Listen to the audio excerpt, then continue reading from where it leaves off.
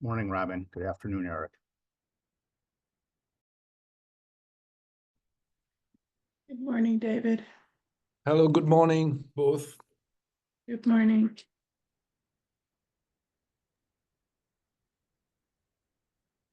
Eric, is 1 hour from now a hard stop, or just the earlier you're done, the better? Or I'm trying to adjust and make it good for you. I can stay 1 hour and a half maximum. All right. I'm going to try to make it, as of now, we don't think we have a quorum, so I'm going to try to go and move things along and so you can get to your next, whatever you need to get to. Got it.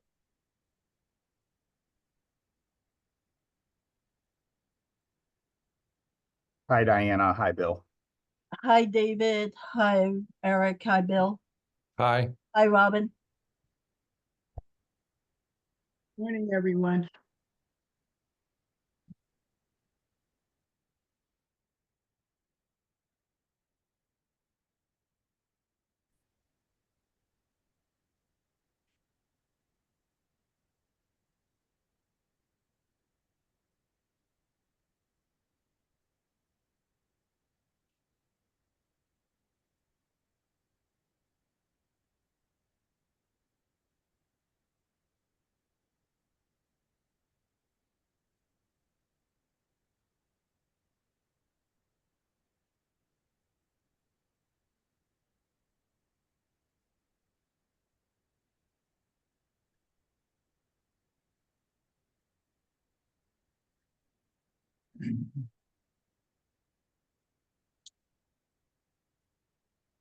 I'm in Panama, and I don't know if you know Panama, but I fell in love with it. The city of Panama is like you have the jungle in the middle of the city. So you're just walking in the street of the city, and then you enter the forest, and then you have monkeys and all kind of animals, toucans, parrots, everything. And the people are very nice, honestly. Panama City. What city is this, Eric? Panama City. Ah, okay. Okay. Yeah.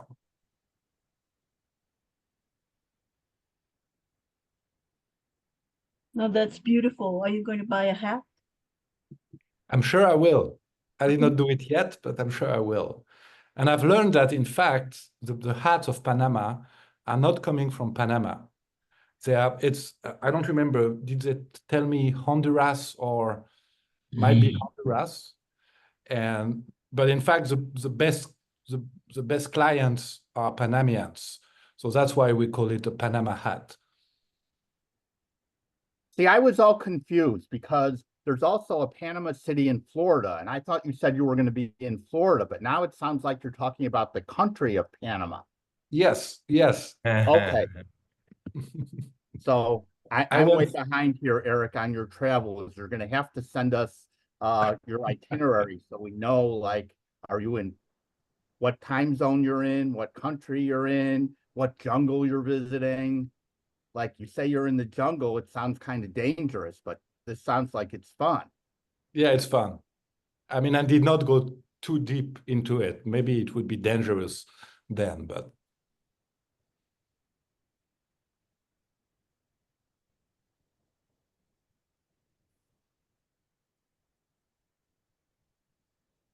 Does anybody else have any travel story they would like to go and share?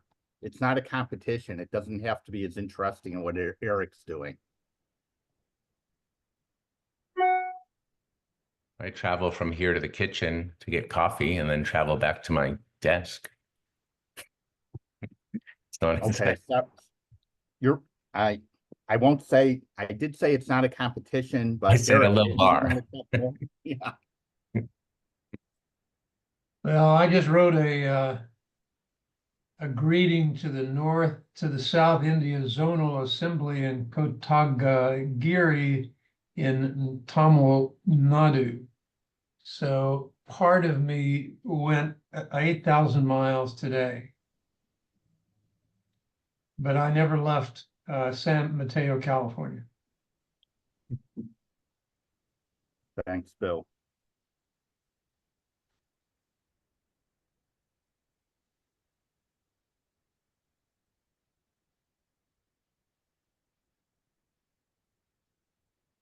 So it's a few minutes after the top of the hour, and one of the things I was inspired by in one of the meetings, and I don't remember which one, is instead of doing a prayer, one of the members went and talked about something from his own religious background, and I found that very inspiring.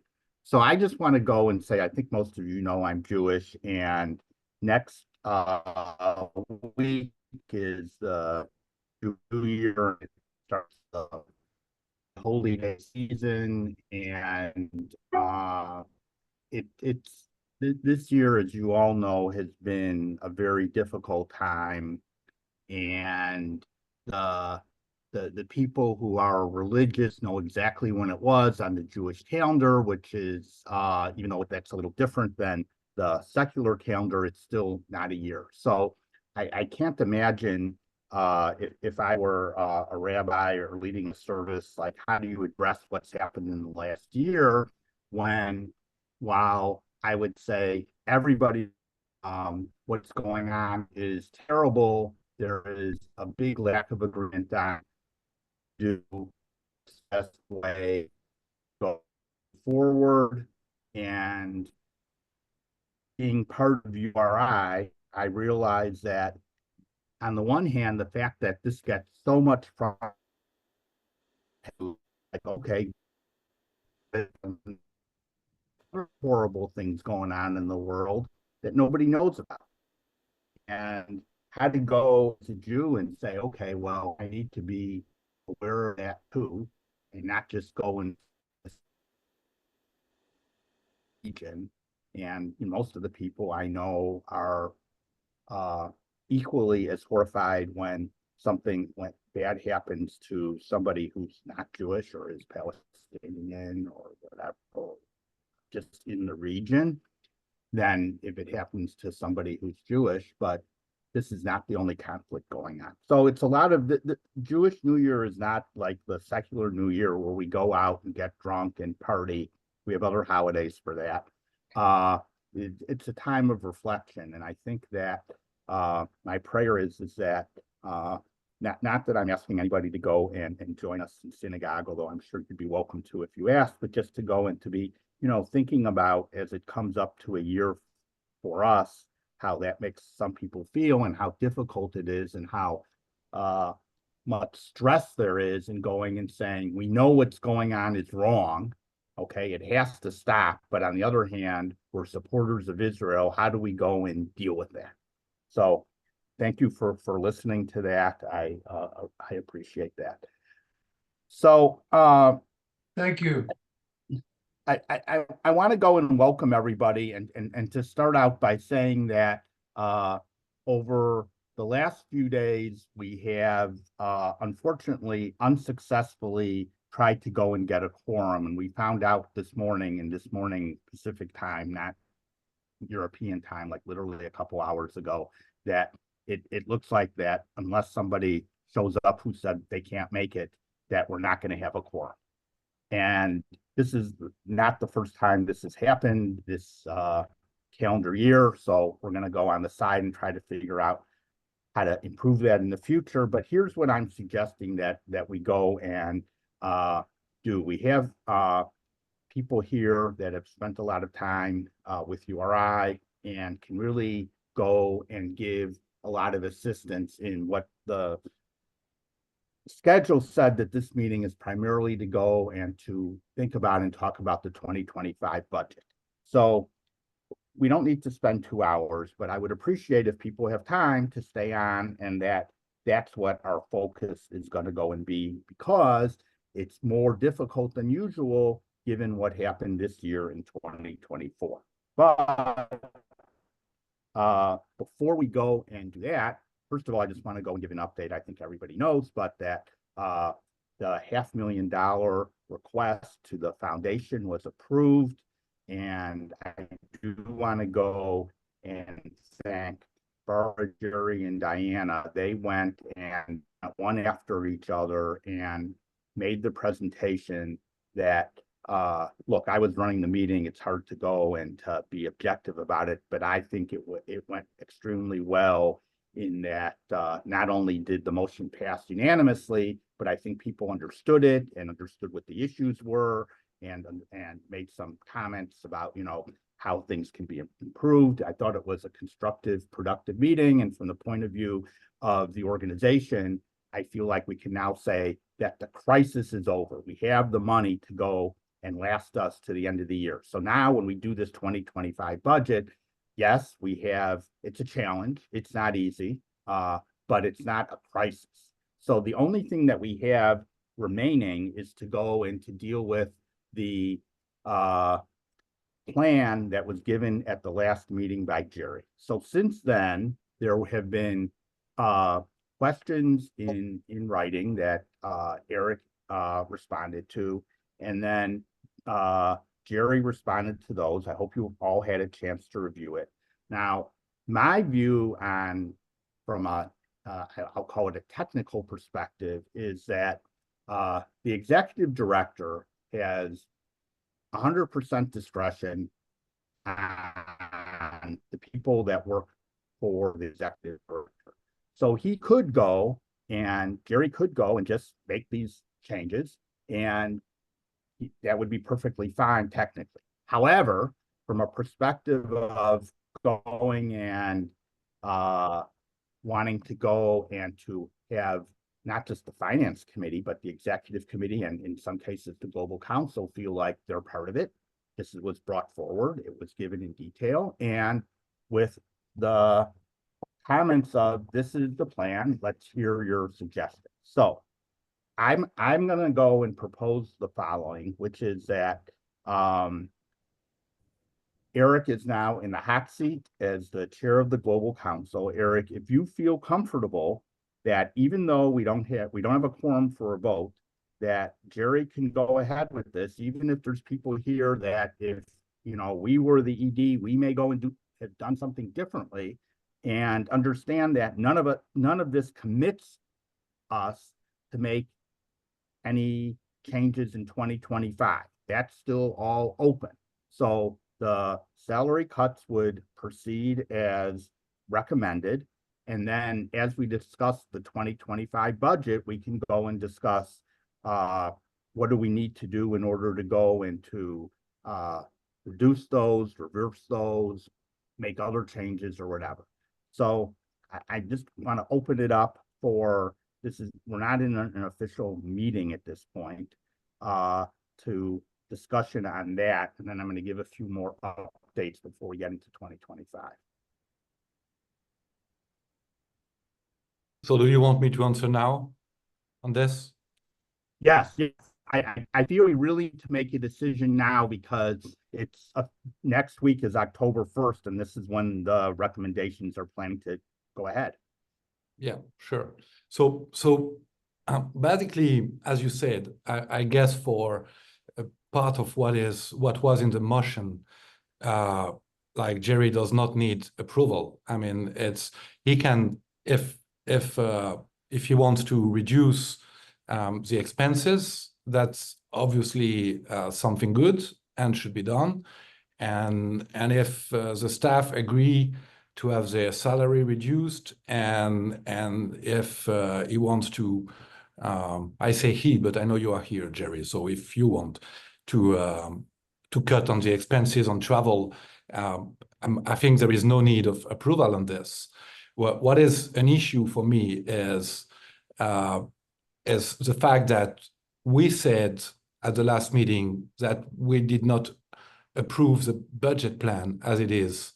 And I thought we would have discussions on this and like discussions with everyone to go where, what kind of budget plan we would want or what are our concerns, etc. So I started writing my concerns in an email, and I don't feel that they have been answered. And so there is one thing in the motion that I think is not something that can be done without discussing it more, it is the reduction of the regional budget. This has everything to do with strategy and everything to do with the approved budget plan at the beginning of the year. And as I said in my email, I don't think that cutting of that budget is a good thing for URI. It's a very small amount of money which is given to the regions every year compared to the whole budget. And when we cut in it, we cut in something which is really the core of URI. When we approved the reduced payment, we approved the fact that for the moment we wanted to approve the minimum for things to continue. We did not say that we were approving the fact that that would be forever cut for the end of the year.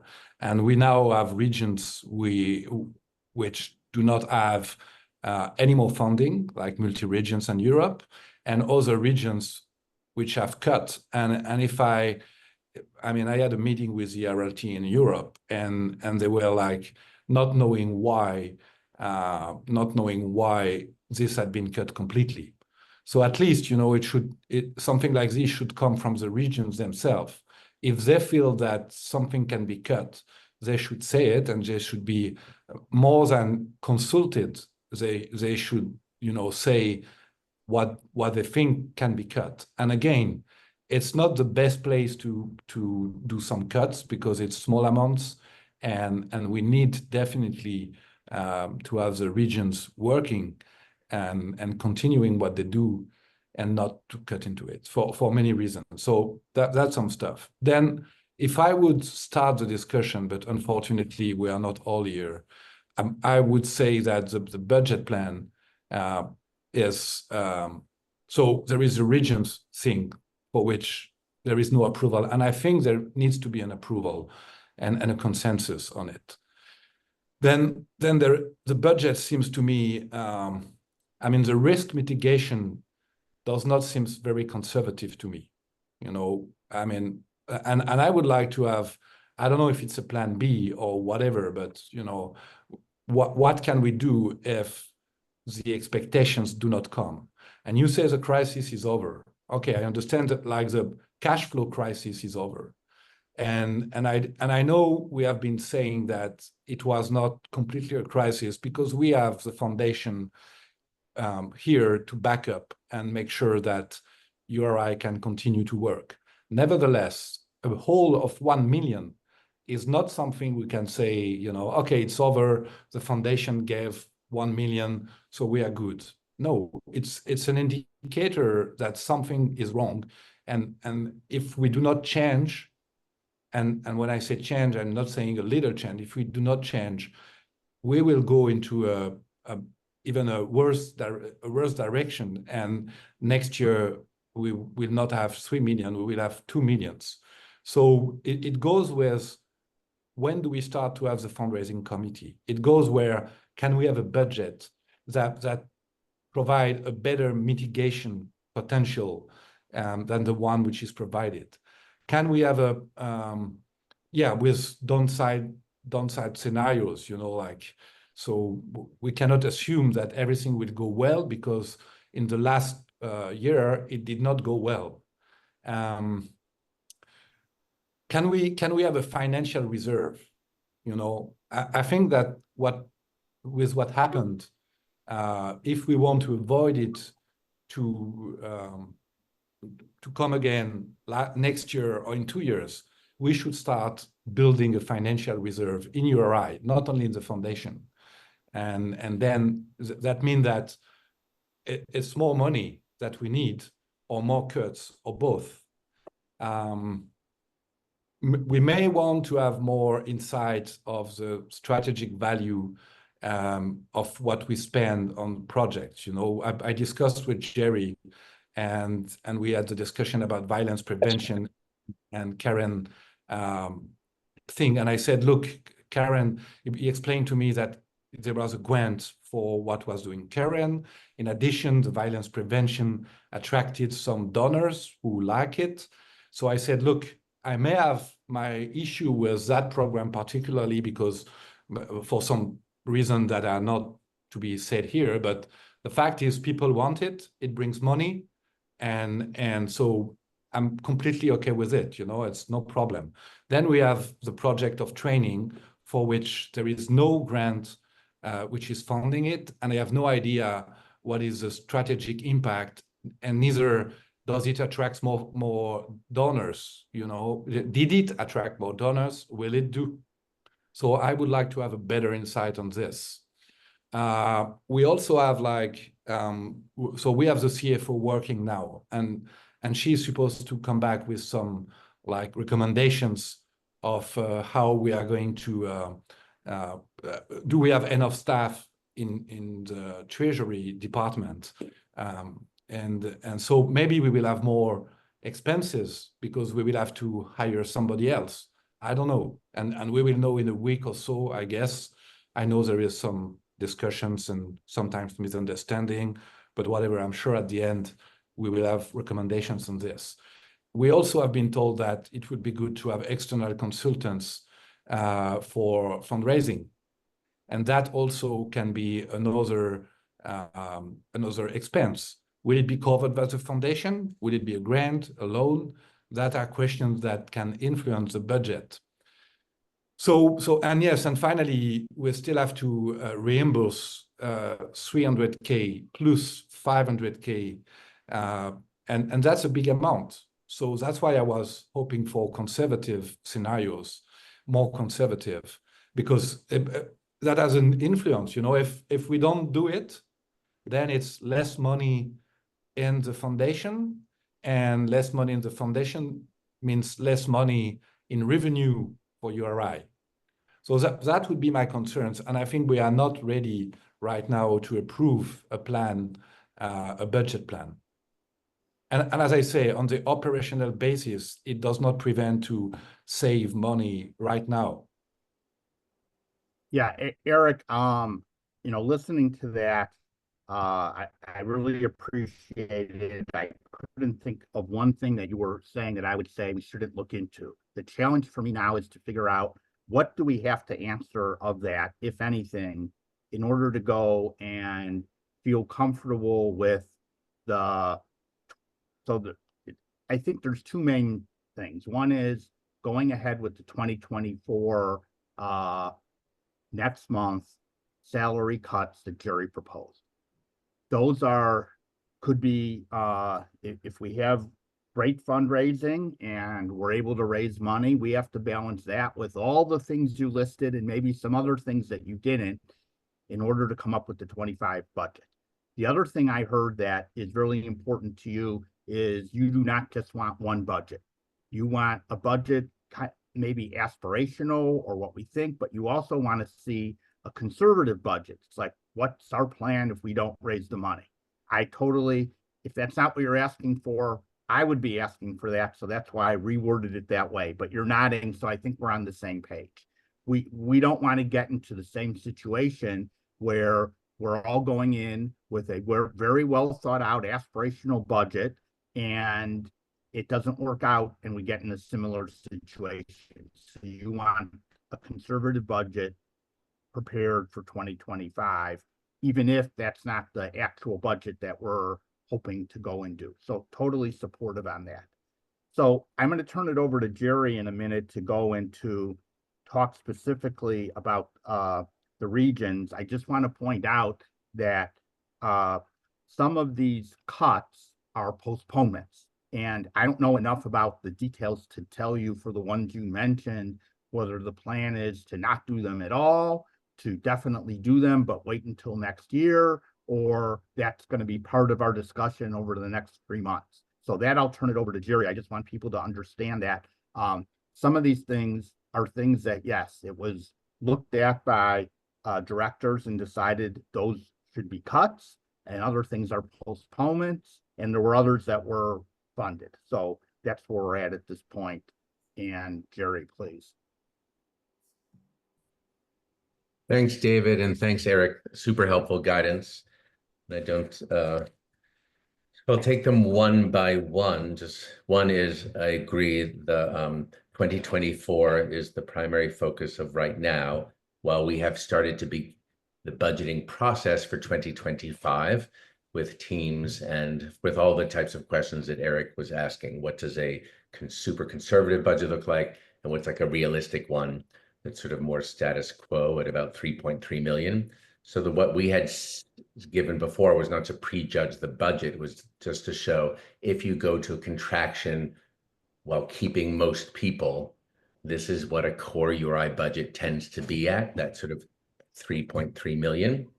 So not an aspirational growth that like we're suddenly to 4.3 million, but a 3.3 million budget. So that was only done in a preliminary, as we said, preliminary draft way to show by getting to the core, we thought that by the second and third year, we could also have survived, had impact, maybe even thrived, and also have paid back the loans to the foundation. So that was the original intention, was in the context of getting an approval for the 500, the loan from the foundation. We did this preliminary math while also adding, this does not substitute for the budget process, and this is not approval of a budget plan by any stretch. It's just to show the sketch of what is likely to be the parameters of growth or actually status quo for next year. So that's one thing. The second is on the salary reductions at 20%. It's not just me. It wasn't even like my idea originally. It was, we looked at what we might have to do, and the staff in a senior meeting asked for the solidarity and said that about 1 day a week or 20% cut for the majority was recommended, or people were volunteering. And so it was not done unto the staff. It was proposed by the staff, finance, and everyone. So I thought that that was a good process. And then some people, let's say Bill wasn't at that staff meeting, then I had a bilateral or private call with him as a senior advisor, not one of the directors. And was he willing to show the solidarity or do the same thing? He immediately said, of course, yes. So we've had that conversation. So I think the staff reductions is like worked into the cash flow projections. The good news is when we had scenarios of plan B or plan C, there would be the next would be going to all the regional coordinators and stipends and maybe taking a 10% depending on people's situations abroad. It got more and more complicated and custom. But the good news is by taking this very serious move that I think the staff should be thanked for is this sort of like, thank you for taking the hit for the organization in cuts and showing such solidarity managerially and also keeping in mind what's best for the organization. So that's on the reduction piece that I feel is baked into the cash flow projections that gets us to the point of paying back the $300,000 loan. Again, these are projections. That's with all the non-essential and travel frozen. And it also, so secondly, it goes into the second, the reduction of programming. That process also, these are not perfect processes, talking to every single person. It was talking first with the global directors of operations, Alice. She knows all the RCs with Maria the best. And they also knew from the work plans that were for 2024. So the first line of defense was to look at all the work plans and to say, are there some things that were nice to have, but they haven't done, or could be postponed to 2025? Or we're sort of going forward, but we're sort of ill-advised. There's, each region is different. And sometimes you have a great idea and a work plan, but the execution is not ripe and ready. For example, with Mahmoud in the Middle East, it was like, well, we sort of want to have, they haven't done fundraising, there's no proposal, there's no implementation or impact plan, but they had a notion of bringing Israeli Jews and Palestinians together in Turkey. And so it's a great idea, perhaps. The question of timing and planning and also facilitation is huge. And they hadn't actually made a single reservation or actually have a proposal. It was like a notion, like maybe in October we'll all go to Turkey because it's a neutral place. I thought on something so sensitive in the timing of the anniversary of October 7th and not having them fundraise or even have a proposal in writing, a notion to take out plane reservations and hotel reservations seemed, I don't want to say ludicrous to me, but I'd say it feels ill-advised, but let's not like critics say like to get in shape for such an event that would be so important for the MENA region, it may take some time. And if it is an amazing idea that has impact and it's true to URI, then I think there are actually some funders who would be very interested in the MENA proposal if well expressed and could get funding. So it put more responsibility, and Mahmoud says, I just, I need to know. And I said, well, Alice had a series of conversations and they weren't ready. So that would be, here's like suddenly like something that's close to like $19,000, $20,000 that is not ripe or ready, but a great idea that was willingly like postponed to 2025 as part of the 2025 budget and planning process. There's several examples like that where regional planning was not well advanced. So we did a very custom approach to see what could be saved, what needs to keep the lights on, and what actually is like ill-advised or what is not like taken off, even though they had a work plan. Another example would be, and it may be controversial, is that as we were doing the strategy plan and developing new criteria for seed funding, there was a group like North America wanted to like make seed grants to some of the CCs. But the way they were doing it was basically like URI 2.0, didn't take into account, integrate anything to do with the strategy conversations, or mostly. It was just them doing what they've always done and wanted to do it. So we caught it this summer sort of early and said, would you mind? And it's like, actually, until we've developed a criteria for seed funding that we want to do around the world, could you put that on hold? We have a financial challenge right now. The strategy process is not, or the framing is not finished. And the criteria for seed funding and the guidance for around the world is not done. And we don't want to keep just sort of doing like birthday gifts to certain CCs, because some of the implementation, frankly, of grant making, some is solid and good, and some is really like, I would say, subpar for like international work. So that was agreed. They understood. We said, here's a whole. So yes, there were some people who were like, we don't like that. Or how come, is this too top down? So I'm just giving you different examples. So, but we said, well, we're asking for like your forgiveness in advance. And we're saying this is what we're doing across the board, is looking where we can pull back, where we can wait till we've advanced actually a seed funding proposal. Again, looks like it's part of 2025 budgeting.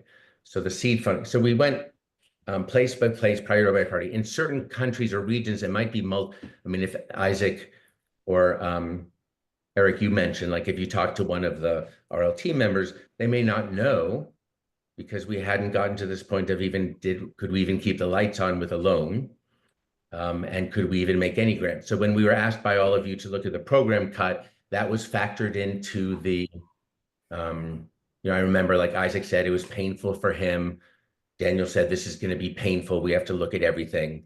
And we were looking at any place, like anything that was in the category, we should either cut or look at seriously as part of the Expense Reduction Act, so to speak. So we did that, I think, really as quickly and responsibly as we could. You had the Alice memo. That's not just an Alice memo. Any memo coming from URI or senior director has been actually looked at by most senior directors or in conversation with those most affected. So it was a learning curve for many of you to understand, like, oh, a grant also includes some local staff or their intranet service, or in some cases security, like where they have an office and the office lease. So looking at what it takes to break down that memo was an education for people who don't understand what's actually in a program grant in some cases. So I thought that was a really good exercise, and Alice and the team did a nice job.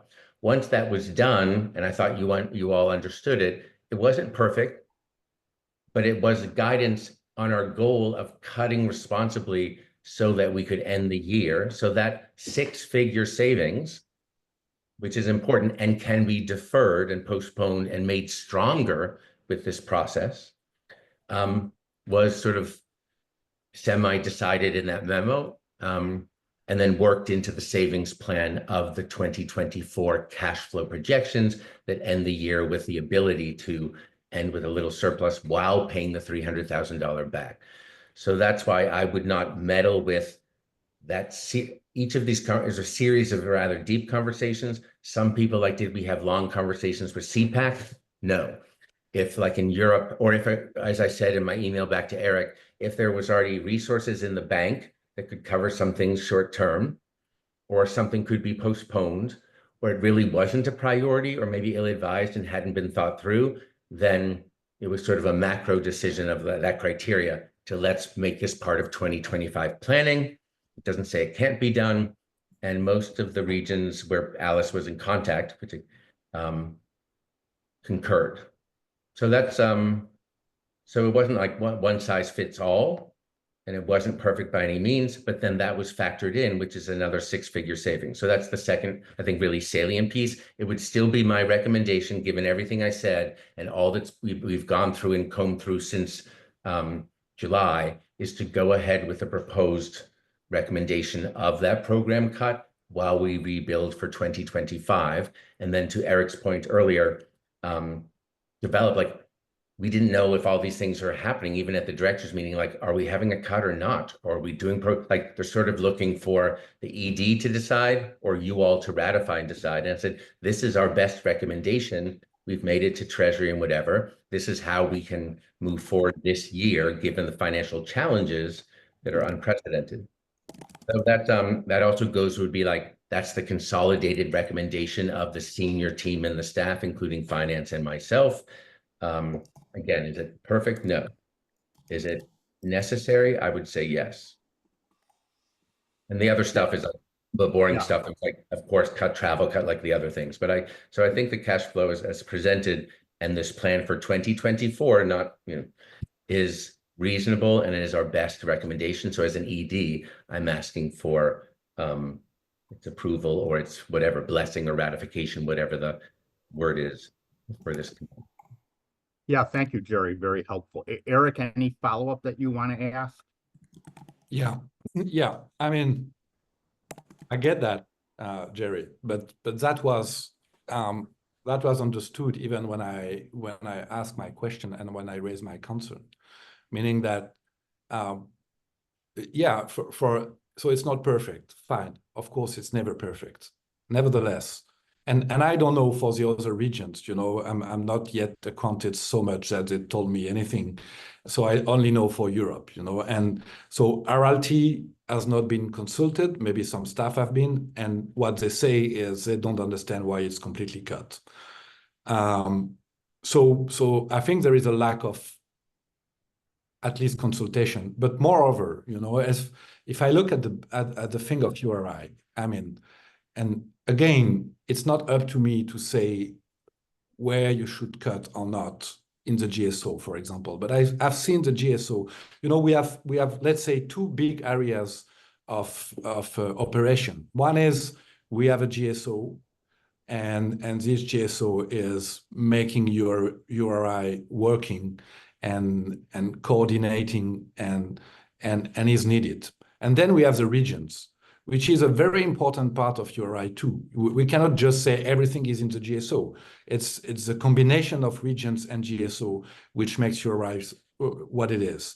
So, and the regions, the budget of the region is really low compared to the one of the GSO. In the last year, there has been many hires in URI, in the GSO, which make that finally, even when you do the cut of 20% for the last months of the year, you are still spending over the budget which was approved. So there is something here, and I think it's unbalanced to take on the things that are for the regions and strategically very important that we keep it going. So you gave examples which are which I can understand, what you say about Mahmoud, and that could have happened also, I guess, without any crisis. You see something. Nevertheless, the budget have been approved. So there is a need of to change the budget at this time. There is a need to real consultancy, because like the people in the regions, they are counting on it. And for Europe, you say, for example, where there is money in bank account. That's fine. It's true that URI Europe as a corporation has money in their bank account. The problem is it's not under our control, because it's not URI global money. It's money that it's not coming from the budget. It's money that has been raised locally that they have in the account, and the people having like the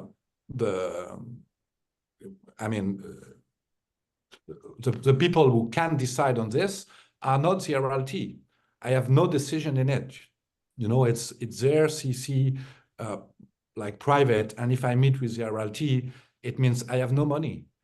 And all what was planned with a budget coming from URI Global, and the money which is in URI Europe has nothing to do with this. And you know the issue, like me, you know, because we have been discussing it for a long time. So I'm still not comfortable with that cut in regions, and I cannot give you like detailed examples with other regions because I don't know, but still that does not answer my concerns if you want to know the truth. Yeah. Want to respond? Or I mean, I think these are good questions. Some of them are some sensitive questions or not so sensitive that can be addressed again in ongoing discussions about when we're making some false comparisons on hiring and what's regional and what's program dedicated, and even the trend in hiring you know, of an Angie or Wanda that are done in other countries. The regionalization and decentralization of GSO is, I think, a welcome trend. But comparing a line item that might be my salary or Pamela's or even Maria's to the program grant money might be a wrong comparison. It's an easy one, but it's not comparing like sort of like apples and orangutans. We should look at that. So I like looking at the lineup for programs and are we trending in the right direction? And the program budgets, you know, in the last 2 years, we have resumed growth for them. So the amounts were intended to continue on that growth path. And that would still show up, I think, in our planning absolutely for 2025 is proportionality and looking at continued growth in regions that need them and actually have good plans. On the approval of the budget on the salary, again, we discussed in email and otherwise that being over 47,000 or whatever the number was is actually an amazing accomplishment, given that there were extenuating circumstances that were not in the budget that actually cost us closer to $225,000 to get done, that were corrections from past years or addressing some other matters that like I said, I'm happy to talk to you about or clarify. But it doesn't mean that this was like a willy, look, we're already over budget in this area. The budget overrun was for things that no one here could control, but were made decisions even and approved by Poulin and Prida, you know, so we can clarify some of that if you need more clarifications. So again, that we don't mischaracterize the salary amounts and why that's growth and over budget, when, as I've said, there's 2 to 3 footnotes that are very salient, including payouts of 2 people and their PTOs in their terminating their agreements with us. And then in addition, some other corrections on retirement. So the 47,000 is sends a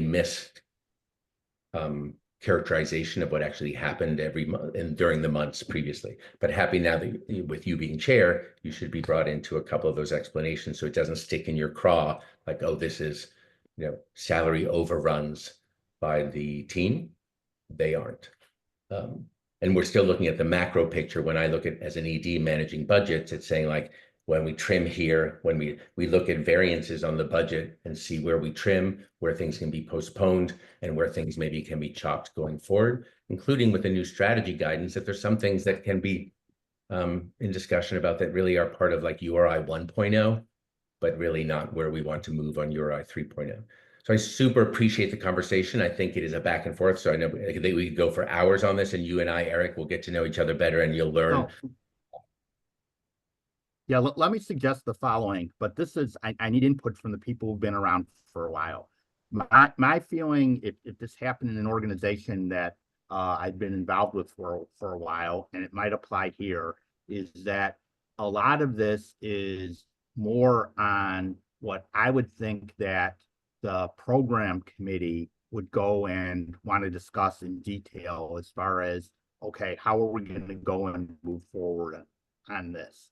And I haven't been on that committee. I don't know how that works. I don't know how it goes and gets everyone's input. It's obviously a very sensitive discussion when you have people representing different regions and that people are, naturally, even if they're trustees and understand that they need to go and represent the whole organization, everyone, it's like, well, I got voted in for the people who were voted in, not as at large, but even the ones that are going to be like, well, I want to, protect my region and all that. I don't know how the program committee or whatever it is handles that, but it feels like that's more of a specific thing that it's obvious we need to go and make cuts someplace. So if any will be made in 2025 from the program committee, I think input from them, and again, maybe people who have experience will say that doesn't work. So I don't want to waste people's time.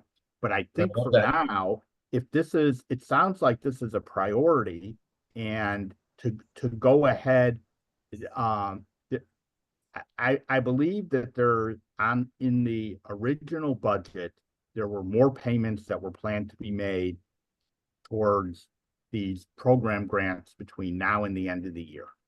And I don't know, I don't want to make up a date. Pamela would know better, but I don't want to put her on the spot on this of, okay, is it practical to go, or is it just going to go and take up more time that we don't have to go and say, all right, we're going to review all this, and we still might go, and even though we don't have the money for it, but if we can go and raise some money, go and make the priority to put in program grants in December that are currently not in the budget. That's just an idea. Again, I don't know if this is going to be productive or a time waster, and I welcome people's thoughts.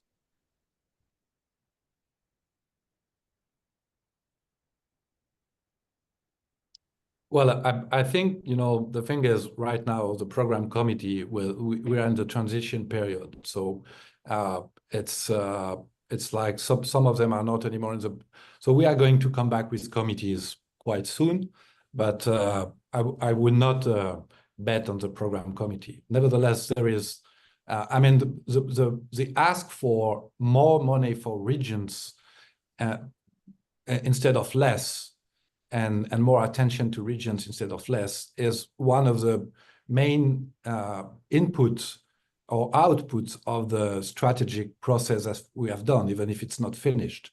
So there is a strategic point of view on it, and that's not coming from my own mind. It's something that we need to go to, and of course, I mean, if we could put more time in it, the RLTs could be consulted completely, like sent, what is the plan, what is to be cut, what do you think, and get some feedback from each RLT and an agreement or not. And then the discussion could be done with the RLT, the discussion could be done with the EC2 or even with the FC. So I think we are not ready for that. And I believe that, I mean, there will be no decision, but I want to say that for me, it's not only something for 2025, I'm talking about 2024. I know we are already almost at the end of 2024, but many things can happen until then. So it's an issue for 2024. And I'm not saying that today I'm asking pay the regions, it's not what I'm doing. It's I want more discussion, and we need to have them quite fast, knowing exactly what will be cut in each region. And so it can be discussed at several levels and come back fast for discussion. So we can get rolling with October, and then very beginning of November, we can come back with something else, including 2025. So I'll put it to the director team, is what Eric asking for, which sounds reasonable to me, but again, I have no idea how time consuming that is, and whether that's something that can be done in the way that Eric suggested it.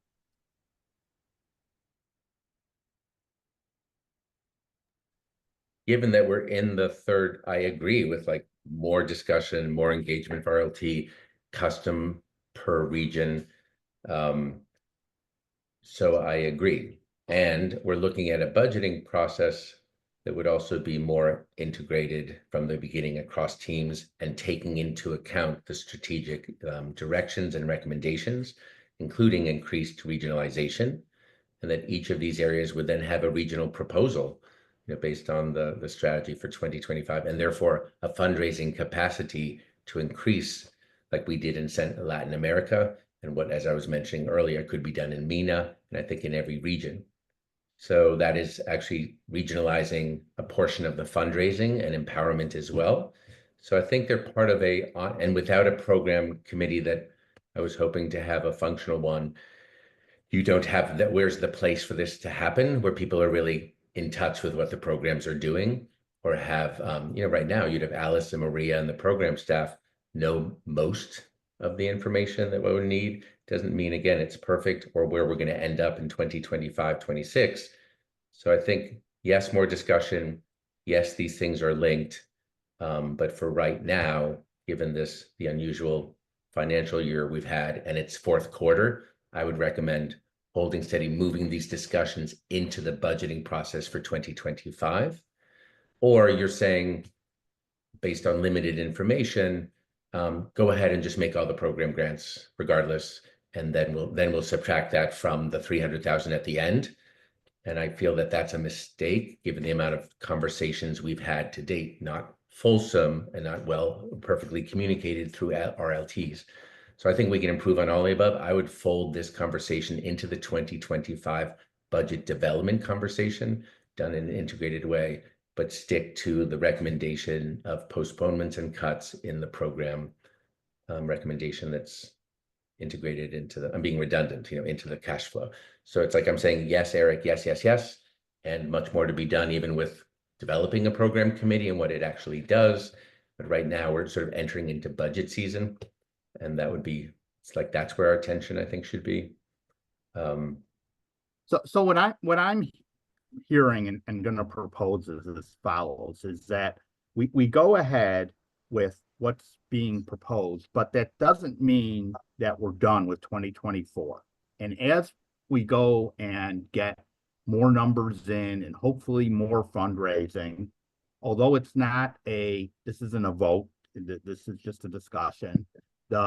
Eric feels strongly, and some of this is not just Eric, he's just going and articulating what he's heard from others or the strategic plan, is that if we are able to go and raise more money, and it may even be helpful in the fundraising to go to people and say, hey, if we can go and get some more money this year, then we can restore X, Y, and Z, which we'd like to. And to have that in people's minds, and Eric doesn't feel comfortable at this point going and saying, all right, we're done discussing 2024 and we're not going to put more money into programs. That we still want to have that as open and as something that the message is, we consider that important, and if we can make that happen, that's going to be a priority. Is that a fair summary? Does anyone want to add any comments on what we're doing on 2024? So it's a good comment on revenue, but we've been over this last committee meeting, and Diana, you can comment if you want. The proposal development for successful revenue generation for the things we're talking about from the regions will take more time and thought, but is doable. And we aren't blocking anyone on this call or elsewhere to mobilize resources for general support or regional. I don't see, with 3 months left and all that's on our plate, that we're still a little behind on donor appeals, end of year, to meet our targets I see that. I don't think there's a fairy godmother on development out there right now. But if so, that would be so wonderful, and we'll probably go into our planning for 2025. So that'll be great news. So I don't see a revenue miracle happening this short term. That's why we proposed what we did with conservative estimates from Diana. Diana, do you want to comment on that? Yeah, I think that at this point in time, unfortunately, all our fundraising, numbers are as close as to the number as possible. These are not, low numbers. These are, what we think is going to happen. And that takes a lot of work to get there beyond the million that we were talking about that we already secured is like, there is still $200,000 above that needs to be secured. So I totally understand your point, Eric, regarding program grants and all these things, and that is the focus of URI. And, and I agree with Jerry's recommendation that it's unfortunate that we are here today, but if we are super successful with the 2024 revenue generation, then we can look at a 2025 budget that is a bit different and really engage RLT and all that in that conversation to be successful on all planes. But right now, I would not know where the money is coming from above and beyond, other than if it came from the foundation, which we all agreed to a degree that we were going to make one ask of the foundation, which was the $500,000.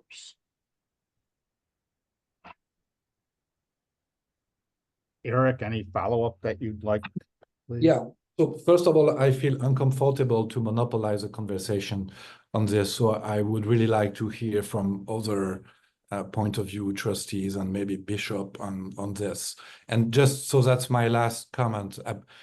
I'm a bit sorry because I'm not going to decide anything on the cut myself.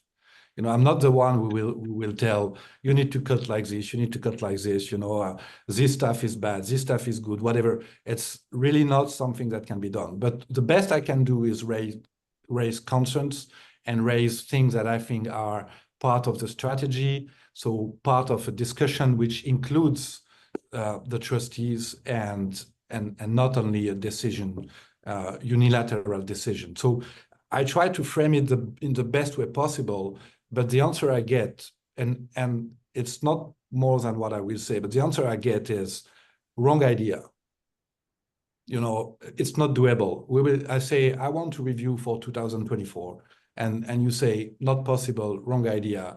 I would go for the other one. So I feel like the way maybe I'm not doing it well, but the way I raise the concerns and the thing that I think should be done, needs to be taken into account and come back with something which answers this. Not only I have good reasons to do it, which might be true, so I won't do it the way you want it, and I can put it in writing and put some more time for writing it better than what I did the first time. And also I thought about new things that I started to word today. But that's the thing I am right now. So definitely, as regards the regions, I'm concerned about 2024, not only the discussion on the budget 2025. And all the other things that I've raised are like something that I want to discuss now. And I understand that there is some time, of course, to have this discussion, to do the research on everything. So that's why I said things can, October is like what it is, and we need to continue. We have now the money available, but it's for October, and then for November we need to have progressed in the discussion on all the points I have raised. And now I stop, and I would really like to hear others. I want to push back on in a welcome way. Like, I don't want your reaction to what we're saying to say like that you're hearing this phrase wrong idea. When we had the program conversation, and if you recall, my first recommendation was to make that grant in October, September, and to preserve that. That was not approved, and we had to do the breakdown. And I got a private meeting, I think, from even David on the call or Poulin, whatever, like, Jerry, you're in la land. It's not even clear you'll get another grant. You really start to make some serious discussions look under every tree where you can find cuts. So it wasn't a fun process, nor was it a wrong idea process. It was like doing the job we were assigned to do with very serious cautionary tales, and others on this call and Dale, saying this is going to be painful and you have to look. Like, I remember Isaac's point as well. So we went down that pathway, and then it turns out these were necessary, but also advisable in many ways. So I don't want the answer to be like, it's a wrong idea. In fact, we had probably the same principle we discussed and raised in August and September. We're recommending to do as much as possible here. But after months of conversation, weeks, it came to this point of actually doing the budget. So, but please don't take, we're not being positional here. We were being responsive to the original assignment. And this is what we came up as like our current recommendation. But I'm with you on principle and everything you've raised. And I don't want you to feel like these are wrong ideas. They're good ones. Yeah, and Eric, I have to go and say, when I came into this and not really knowing anything about it, and I heard what the presentation was from Jerry and the senior team, the way I heard the response from, I forget it, I'll say it was an executive committee meeting at the time, but it may not have been, was basically, it's like, no, we want you guys to go and look at all these expenses, and we're going to go and approve the payroll because we got to pay people. But anything that's not committed yet, you need to go and justify, because we don't want to go and do anything. We're in a crisis. So that was the message, that the way I heard it at the time. So, I understand that conflicts with the message of, well, programs aren't important and it's not much money, but clearly the message just a couple months ago was, focus on these, and anything that you don't have to spend, try to cut. So we need to keep that in mind. And I don't know if all those people that said that are gone or have changed their mind or whatever, but we need to be on the same page at some point. So first of all, it's not my style to go and call on people that don't raise their hand. It's like, people aren't shy. If you want to comment, please comment. And Eric, your comments have been very helpful. So yeah, today you're monopolizing a different day. You don't feel bad about that. All right, I'm gonna go and suggest at this point. Oh, Bill, please. Yeah. My concern is not so much what we're talking about today. My concern is broad stroke. If you looked at 2022, you say at the end of the year, did we end up positive or negative? In 2023, did we end up positive or negative at the end of the year? And that was at the height of dysfunction.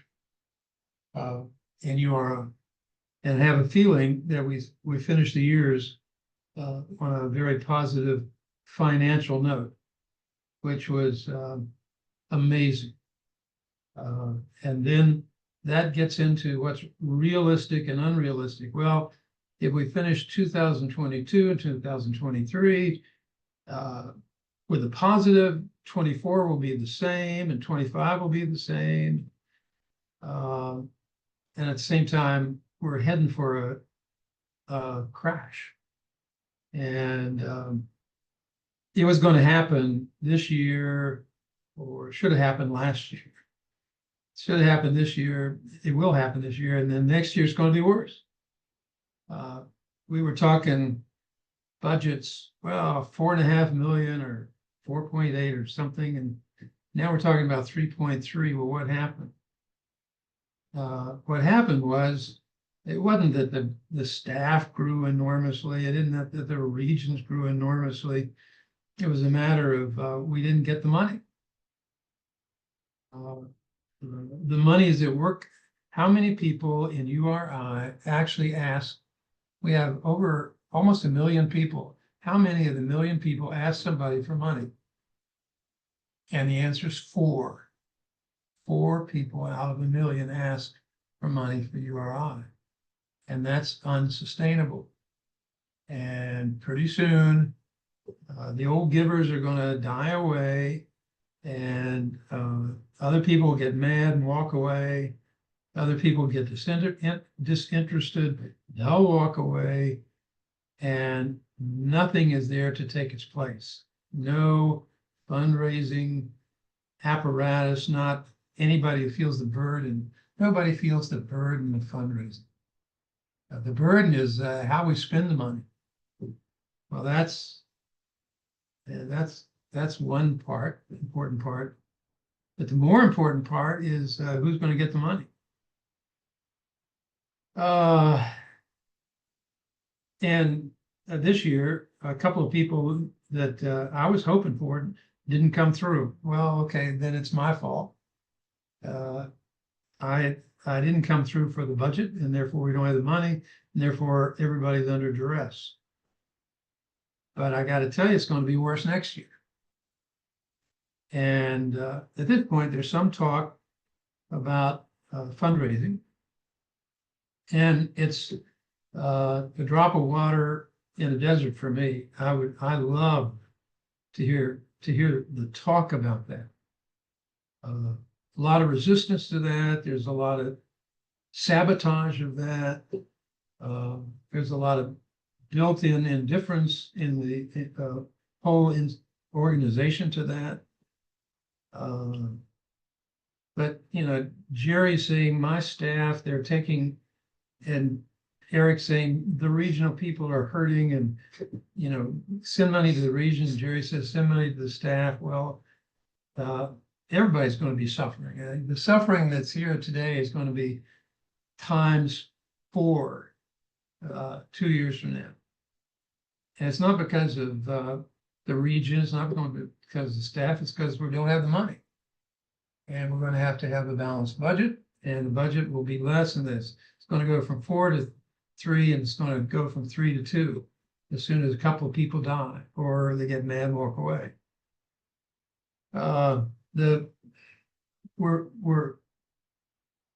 We're sort of arguing or talking about things that need to be talked about, but they're not the real issue. The real issue is money coming in, and nobody cares. And nobody's cared for 25 years. And the people who have the responsibility now. And it's going to get a lot worse. It might get worse in a very short period of time. So I appreciate working through what we're working through, and it has to be done. And it's hard, thankless work that everybody's doing here. But it's not the main issue. The main issue is does I care about fundraising, and the answer is no. And until the answer is yes, we're going in a negative. And what we're doing now is going to be child's play compared to what we're going to be doing a year from now and 2 years from now, unless URI takes fundraising seriously. In this conversation, somebody mentioned fundraising once in passing. I appreciate that. But okay, I've had my say. Yeah, thanks, Bill. I think we all agree. I know we all agree. It's something that ever since Barbara and Bob were volunteered to go and work on what we need to go and change, it's been something that both of them have realized is essential and is pushing it, and it's on the list of things to be considered. And to the extent that we all can be helpful, I think we want to be. So thank you for reminding us. Good. Anybody else? Okay, so I'm gonna and again, sorry. Yeah, Isaac, go ahead. Yeah. I was just looking at, I mean, hearing what Bishop was saying. I mean, I still don't know I think everyone understands the importance of fundraising. I think we have been seeing fundraising more and more for the last few months at least. Every trustee, every staff, everyone is looking into it. And I think we need to, have a section just for that of the finance, not just budget and spending, but fundraising as well. But anyways, I think we made a good, decision by giving SAC. I'm not putting SAC on the spot, and that's not something that I have to do, that anyone has to do. But still, I think there was a shift in that, but yet more to go. My concern is basically I have two questions. One is we have been discussing about what has happened this year, and have we done everything possible for the next 4 months of 2024? And that's something Jerry and the team, can mention. I think, have we done everything possible with respect to 2024, and is that the final, calculations or that we have received? Second is regarding 2025. Until and unless, I mean, all this is still assumptions. I believe, the budget of 3.3 for me is still kind of high when it comes to, and I'm again, coming back to what Eric said. I'm not going to say where to do the cut or what to do. I don't think any trustee would want to say that. But I think as a trustee and as someone who is going through this uh, unfortunate issue of funding of finances, I believe this is still high and needs to be again looked into. And as the ED and the directors and that's where I think a consensus with the region is important, because if you're going to cut down on the regional funds, at least ask the regions.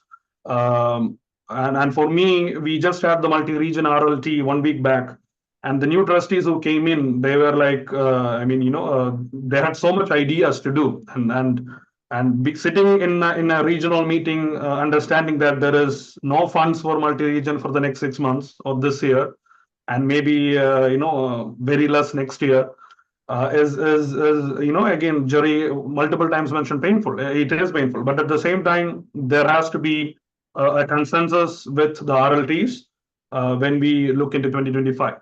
And this is not, and the process that we follow should be very clear. David, you are saying, we move this forward or take this to the EC. Jerry, you are saying, a blessing. This is not a blessing. This is an approval. This is a committee, the finance committee, budget and finance committee is delegated by the Global Council to look into this, to approve, to not approve, reject, whatever it needs. So it's a process. It's not a blessing or a word. So I believe I need my fellow trustees as well here, and I don't know why. I think we should reach out to them, like Daniel, Farina, Saliga, the members of the finance committee. We don't have a quorum now. This is very important time for again trustees to step up. So I think we need a quorum. We need more input, and I really don't think we can do anything with respect to the 2025 budget as of this point, until and unless we hear more the committee and how to take this forward. So yeah. So Isaac, I just want to go and to clarify to make sure that I understood what you said. Are you suggesting that because we don't have the rest of the trustees here, that and I see, Diana, you have your hand up, but let me just clarify with Isaac. Are you saying that the proposed, just because we do have people here, that we should not go and start talking about 2025 and just once we're done with this, we're done? And I just want to make sure that you do not, that's what you're suggesting, that we do not hear from the staff today because we don't have a quorum. Is that what you're recommending? No, my recommendation is that it is good for us to have this conversation, but again, for us to make a decision, we are not at the right. There's no votes today. That's for sure. Yeah. So that's And it. I So think we still have the conversation, and I think it's important for us to have the conversation. But like I said, no approval, no blessing as of this point. So yeah. Okay, so on the blessing, what Jerry is asking for, and I agree, is that he is going, his role as ED, he has the authority to make all of these cuts that were presented. And he's saying that we brought it to the finance committee, and I agree with this, and there was a chance for vote, and he would feel much more comfortable going and hearing from people, yeah, that's it, or no, I mean, you're the ED, do what you want, but we want you to stop. right? If everyone says it's like, you're the ED, you can do what you want, but we don't agree with it and we think you're making a mistake, he wants that feedback. So there's been discussion now since the last meeting by email and whatever. And if the answer is that the people who showed up do not feel comfortable, then Jerry needs to decide what to go and do anyway. But he's asking for, that's what I hear as a blessing of, okay, we made this plan, and this is not for anything for 2025. It's for salary cuts that were already agreed to and program cuts that were asked for, but now maybe are not something we want. But that is what's presented and what he thinks is the ED should be done. So I just want some clarity from people. I would feel much more comfortable to be able to go if people asked and to say, well, people didn't agree, but Jerry needed to go and do his job, and he didn't get agreement, but he did that. Or for people to go and to say, okay, Jerry, we understand what you're saying and we don't like it, but please go ahead, we have your blessing. That's just some clarity from people, because Jerry has to go and he has to move forward as the ED. October 1st is in a week, and people are asking what's going to happen, and we need to move forward. Well, as far as I'm concerned, I think I've been clear. I disagree with the cut on the programs, regional programs that have been proposed for the moment, and asking for some stuff that I have already discussed, and I'm still asking for all the things that I have asked. And I've said there is no stop on going on for October, because, as you said, there is no need to approval to make savings. And I think, if the cut in the salaries have been approved by the staff, who would I be to say don't do it? No way, so that's fine. But what I say is we are still in a process, and that process is not over. So there is no blessing, no curse either. It's none of each side.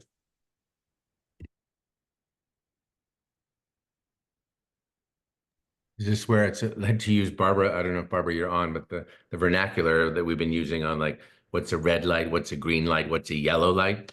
Like, at the very least, we have to be like, yes, proceed with caution. A yellow light. That's what I think we're looking for based on our recommendation and staff work and responsiveness to all the questions. So whether you call it a blessing, a yellow light, or whatever, or let the ED be an ED, given all these explanations, that's, I guess, what we're looking, because you guys have been most informed. So Barbara, do you I have a think yellow or green light ahead? it's certainly no better than yellow, but we'll go with that if we have to pick a color. It's yellow using our stoplight chart because we don't have a plan. We don't have agreement on a plan exactly. But what I would say that I'm hearing is, I'm hearing a specific reference to time. I'm hearing Eric say, yes, Jerry, go ahead with the cuts that you've described for staff in the month of October. I don't have clarity because I don't have enough visibility into the budget. So following the conversation with respect to regions, I don't know if, and maybe Eric, you can clarify, if we are also saying go ahead with the planned cuts to regions in October.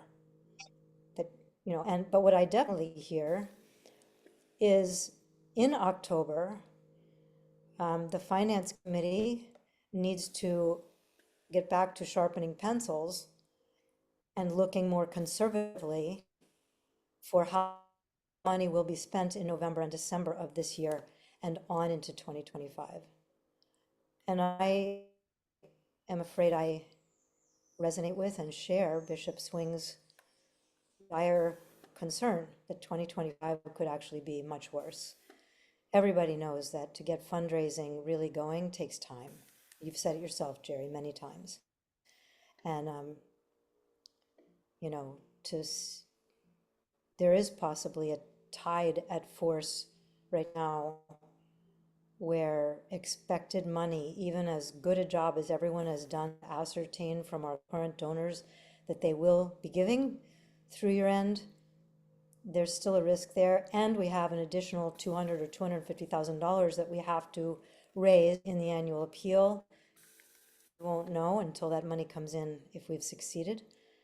And I think Bishop Swing's concerns are very appropriate, looking out into 2025 and beyond as to what we could be seeing. So I'm hearing Eric say repeatedly that he thinks the budget as presented today is too big for 2025 and beyond, even with its proposed cuts. And I'm hearing him say he's not comfortable approving the budget as it stands, or as I would say it's designed for November and December of 2024 without further conversation. That's what I'm hearing. Eric, clarify if I misrepresent you. Nope.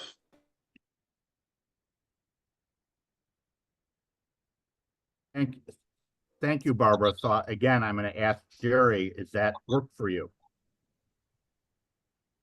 What I hear is like, yes, yellow and ongoing conversations about each month we'll know, like, are we meeting the revenue targets for end of year? Right now, to reverse any of the planned cuts, well, we tried, even with the uncertainty going into December. I think unless someone like Barbara or Bill or knows of some revenue miracle that's about to happen, we proceed with cuts and we may need deeper ones. So that's I think what I'm hearing. I And don't think, Jerry, no, not exactly. I'm not hearing Eric's articulation of 2024 November, December concerns being specific to whether the revenue comes in or not.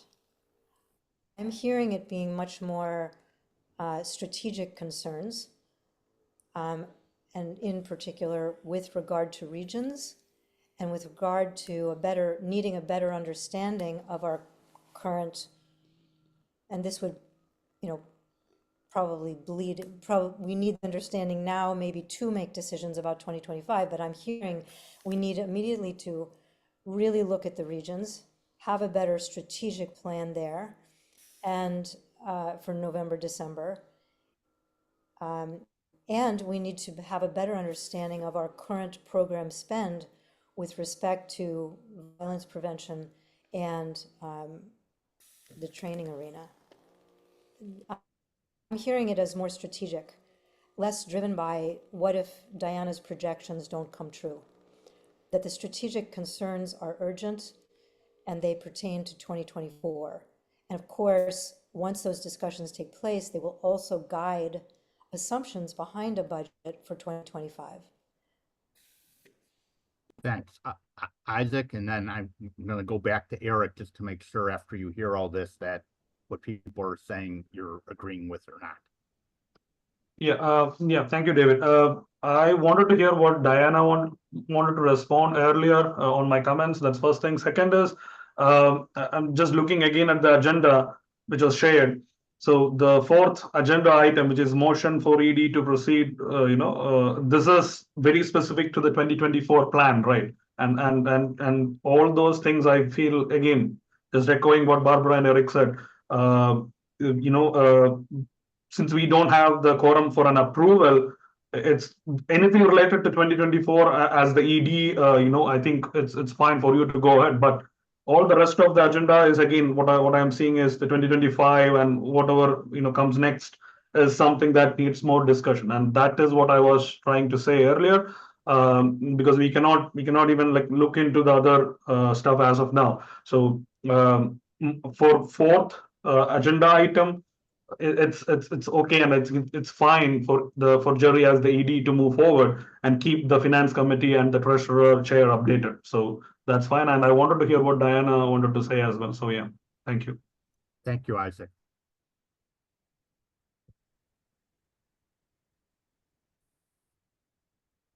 Diana, do you have anything you want to add? No, I just had a question. On the finance committee, there's only one person, Omar Taye, who is not on the EC. And then on the EC, we have Salika and one more person right now, and Barbara, I think. And No, Bill Swing, I'm sorry. I'm not on I the EC. apologize. I apologize. I knew it was one person. I said the wrong name. Bill Swing and Salika on the EC. I was just wondering if there were a way to have a joint finance committee, EC committee, you know, basically voting on this or having a final discussion on this, at least, you know, in the next week or so. So that's my question, and it might Diana, not I'm be the right very question. very confused by this question. I was given basically an understanding that we're Pamela needs to know. We cannot delay this any longer because of what she needs to go and process. Yes, And just there's one no EC second, meeting please. scheduled. We could schedule one, but if I just need to have clarification, because if the information that I have is we need to go, whatever process needs to be, takes a while, and we need to have an answer. So I I was want to talking make sure before that October 1. Yeah, I agree. We need to, what I hear, and maybe I'm wrong, is that yes, a yellow light, like caution with ongoing communications, clarifications, and review, that we proceed with what's on the table implied in the budgeting and the cash flow between now and the end of the year, including the cuts that are meant. If we raise more money or other things happen and we find new things, we can shift and communicate on that as needed. But right now, the go ahead for us to proceed, and then again, 2024, we have 3 months to enact all of these changes, and that's what we will do. And then meanwhile, we are starting the budgeting process where these more, I would say, less tactical and more strategic questions will come up for the 2025 budgeting, depending on how we're defining tactical or strategic, or Barbara was using the phrase. So I think the budgeting process for 2025 is what we should be and one of the things that needs to be worked out offline, because I don't understand about all the subcommittees, but Jerry is in his own category because we are responsible, or the board or the global council or the EC, I'm not really sure, for specifically reviewing his compensation. So somebody needs to figure out whether there needs to be a separate meeting to go and ratify the change for Jerry, because we have specific responsibilities under California law or whatever as far as ED compensation. So that's important, but not, that's more of a tech.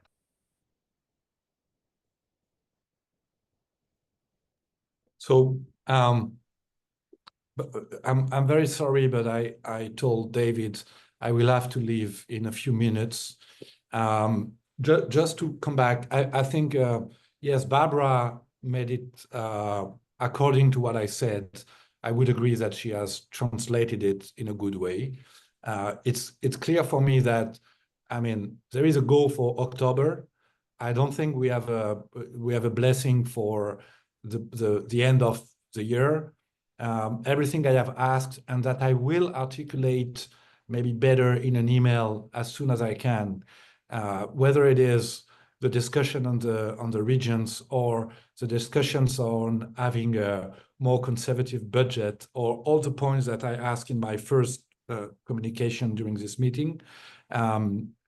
These things, I would not give a deadline because I know I can, and everybody has some work.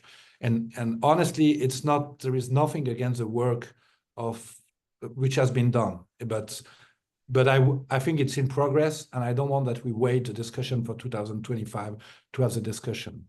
And just to finish, before to leave, I want to say to Bishop Swing that I utterly agree with him. The real issue is the fundraising.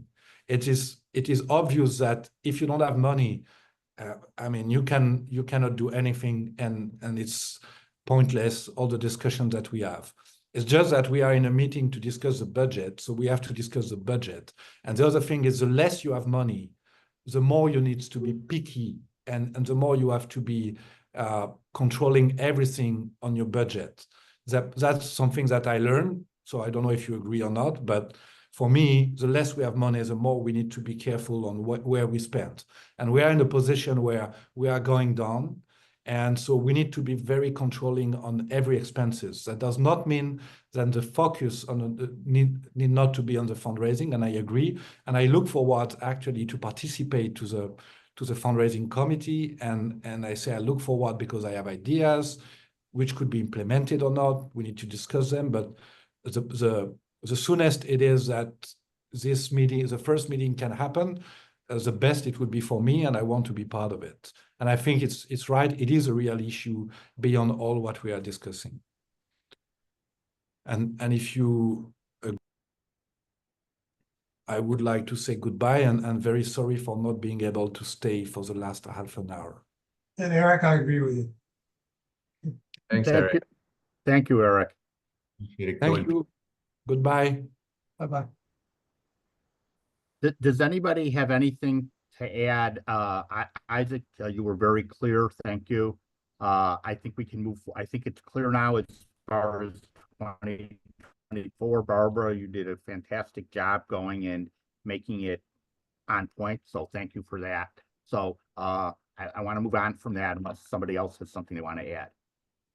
Okay, so just as an update, which maybe everyone already knows, as a reminder, one of the move forwards from the Barbara and Bob committee was to go and to have a fractional CFO. Barbara went and interviewed a number of people, and right now, as Eric referred to, that person, her name is Dawn DePiro, is working with the team, and when we have answers, we'll keep you informed. But nothing, it's in the middle of the process right now. So what I'm going to suggest at this point is you were sent materials. We don't have time to go over everything, nor given that we don't have a quorum, is it necessary. But I first would like to say if Bill or Barbara or Isaac had any questions on anything that they want to make sure are that they have a chance to go and bring it up at this time on any of the and forget about the agenda, just on any of the materials that were sent. If you have any questions, I want to make sure we have time to go over those. No questions. I just wanted to hear about this CFO. Has this guy, has this person officially like joined? Is started working? Why is he? I didn't hear the name. Is he not here? It's Is there Dawn, Dawn, DAWN, and it's she. Oh, yeah. So is she invited here, or just wanted to get an update on that? And yeah, that's it. So, Isaac, she has a very specific job. It's very constrained, confined, and specific. And that is to ask questions of the finance team, to review finance documentation, and to have the opportunity to look into QuickBooks, to see how our records are kept. She's looking with a particular eye towards processes. What are our processes? What are all the steps to ensure that we, hello? Hearing an echo or Oh, something. yeah, read it here. Yeah. Oh, it's Bishop Swing. Okay. I know what I was hearing. So her job is to keep an eye on, she's not doing a thorough review or documentation of internal controls. But if in reviewing the processes, in reviewing our QuickBooks, in reviewing anything, or the questions, the answers to questions she gets back, if she notices something relevant to our keeping of internal controls, she will document that. After she has an initial series of questions answered by email, this is for efficiency's sake. It's much quicker to put questions in email, get answers back. Then she may, where needed, follow with interviews or meetings with staff to get further clarification. So this was intended to be a 2-week process. It took us several days to get Dawn on QuickBooks. And then because this meeting was happening and, annual appeals happening, various things, the back and forth that was expected hasn't been as quick as we had hoped. I don't know. We're hoping. I mean, she's supposed to wrap up next week. I'm anticipating she may be wrapping up the week after if she still has more, depending on what she finds. So it's premature, and we don't want to take her off her task. She's not ready to opine on anything at this moment. She's in the middle of the process. When she is, it will be more in the form of a presentation of findings and recommendations. That is not the agenda for this meeting. Certainly any recommendations on budgets is not in the realm of her scope. Yeah, thank you, Barbara. Because I remember Jerry mentioning in his email, like we don't need multiple chefs or like sous chefs as of now. We really don't need further. So, Barbara, are you and Bob still continuing the process, or has it ended? Are you guys still asking questions? And we need very specific points of contact. So the CFO, she's working with the staff, with Jerry, and with the treasurer. So the treasurer and the finance committee, looks into it.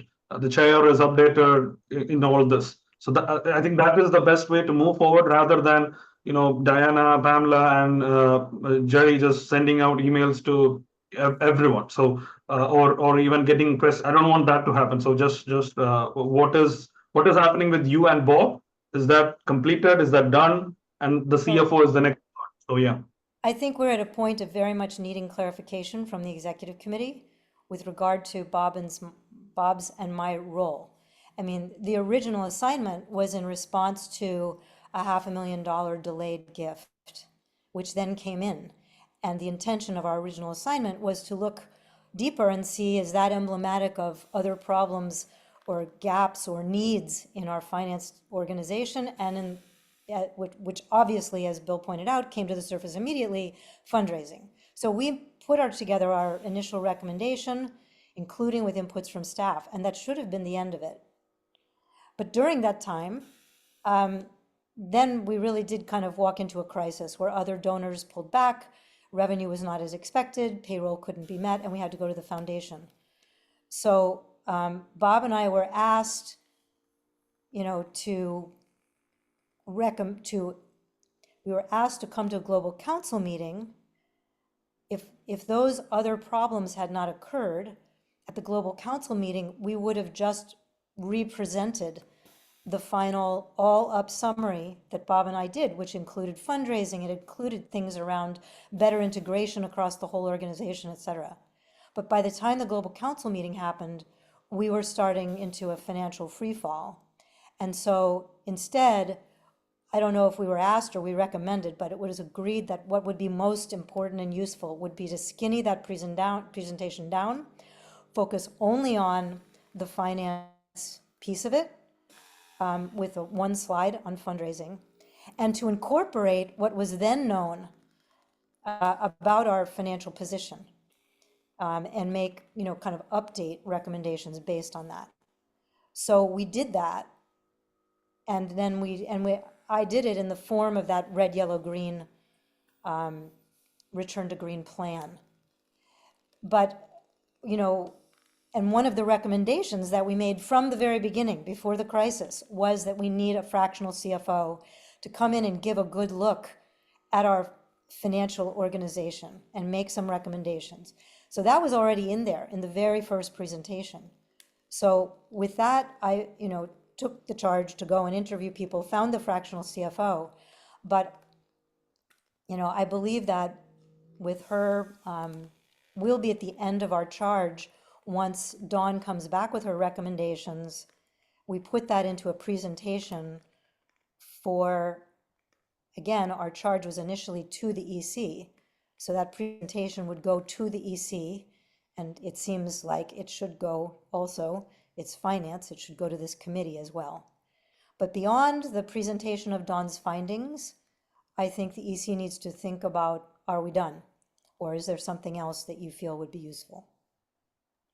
Yeah, thank you. Thank you, Barbara. Barbara, any questions from you? Do I have questions, David? Yeah, I think this was a good discussion, a very good discussion. And I think the tenor of the discussion was healthy. And I'm very grateful for everybody that made it so. I think that counts for a lot. I hope that it's understood that what we've agreed on is a yellow lighted October spend, and that it's simultaneous, two tracks, you know, like spending the budget and simultaneously in October, immediately getting meetings on the calendar to look at the rest of 2024 through a more strategic lens. I think that's what I heard. So I hope that's what happens. But I'm heartened by the tenor of the conversation. And I'm appropriately alarmed by Bishop Swing's concerns. thank you. And thank you again for all the work that that you and Bob and you did.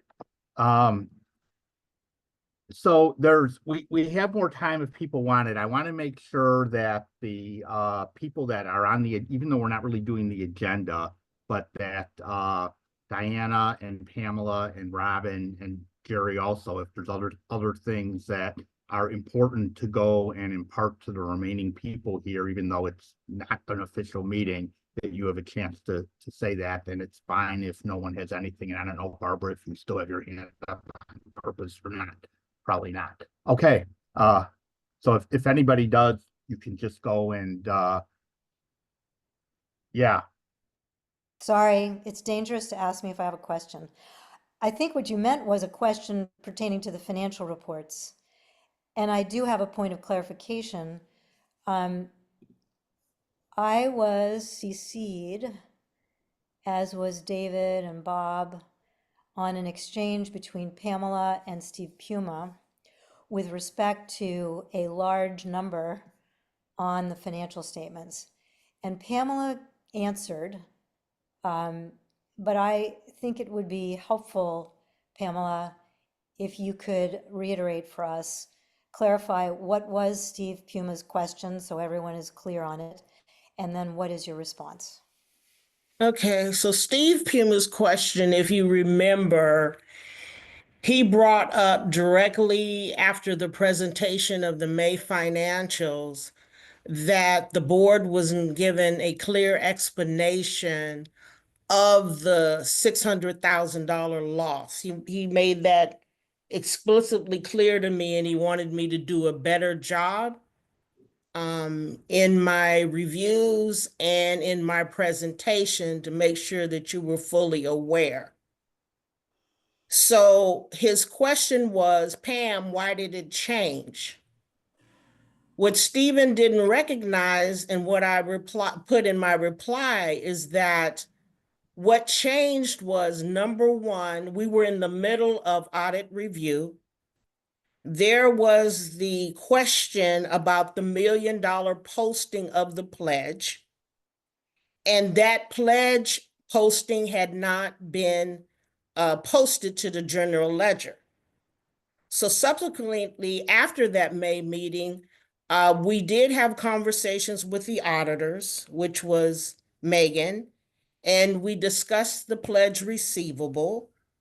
We received the entry from Megan, and it was discounted, and we posted it to URI's books of records. So therefore, the financial statements changed. And that is what happened. Okay, let me just paraphrase to make sure I got it.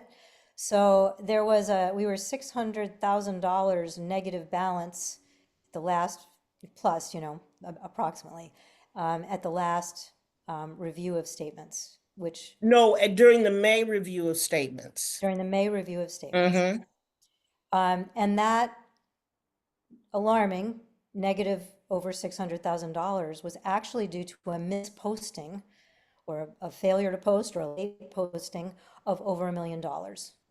And if $1 million, and that $1 million was revenue, correct? So if the $1 million wasn't reflected, that put us 600,000 plus underwater. Once that million was posted, then it put us, 400 or so above the line. Well, the 400 has to do with a gain in the month of July. So we don't want to look that far ahead. If we go back to May, we show a small gains in both United Religions and the Foundation. So United Religions, it would be 62,670, and in the Foundation, it would be 97,003. So there would be just small gains. But you are correct. The entry was not posted, and it would have slightly adjusted that loss of 670,000 at that time. So if you move forward to the month of July, we have significant gains in both United Religions and the Foundation.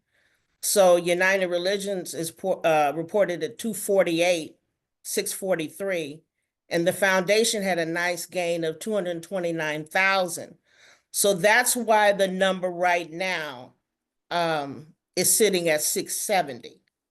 So you have to look at it as pre-audit and post-audit. And the audit was final after the May presentation. Got it. So Thank you. the last two financials, no, actually just July is a presentation post-audit. Right. And so I sent that over to Steve.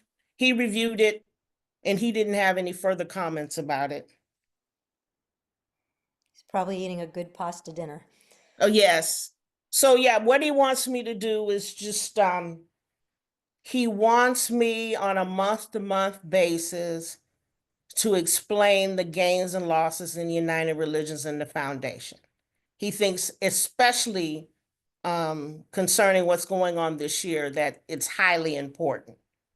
That's what he wants. And as I mentioned, Steve and I have a very close relationship. We talk often, and he gives his guidance. And this is, basically a follow-up on the hour-and-a-half conversation we had back in May about how he wants me to proceed, especially this year. So there were some other things, but they were small and insignificant compared to this. Right. That's why I wanted to, because a million here, a million there, as they say. Soon you're talking about real money. So anyway, thanks for the explanation. It makes And sense. then he'll be back on October 2nd. I've asked for a conference call with him. I have a whole lot of other things that I need to discuss with him too. Thank you. Anything, Robin, Diana, anything else, Pamela or Jerry, that you want to bring up?